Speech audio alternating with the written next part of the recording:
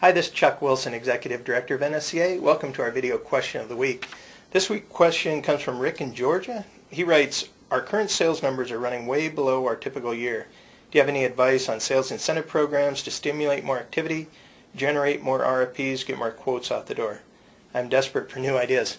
Well, Rick, I can tell you this, you're not alone. You know, right now with this economy the way it is, a lot of people are sitting there just kind of feeling that they've got a lot of quotes out the door, but nothing is really closing right now. So one thing about that is I would encourage you that even in this economy, I wouldn't necessarily change a compensation plan if it was working well for you before that.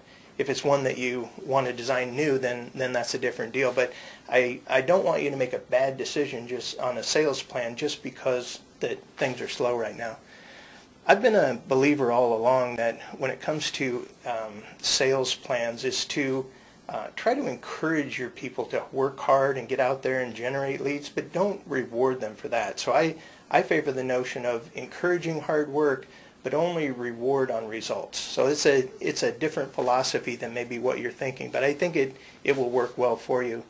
This kind of reminds me of a course that we developed called Nothing Happens Until Someone Sells Something.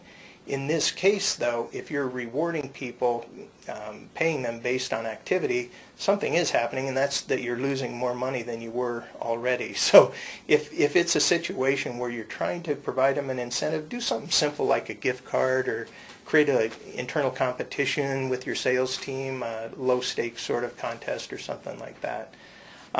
One thing I would say is maybe right now would be a great time to be more involved in the sales process yourself. Get out there with your sales team, talk to your sales managers more, be more engaged in the challenges that they're having out in the field. I think you might learn that you may have a product mix problem, or maybe your rate structure isn't quite right for this economy. There might be some things that you actually learn, and that rather than providing them an incentive or lecturing them on working harder, you might find that by listening to them you'll figure out what the right mix is for theirs. So one last thing is give some thought to providing an incentive for your customers actually to get them off the fence if they're holding up on writing some of these purchase orders or contracting some of this work. It might be that you're better off giving them an incentive rather than giving an incentive to your salespeople just to produce activity.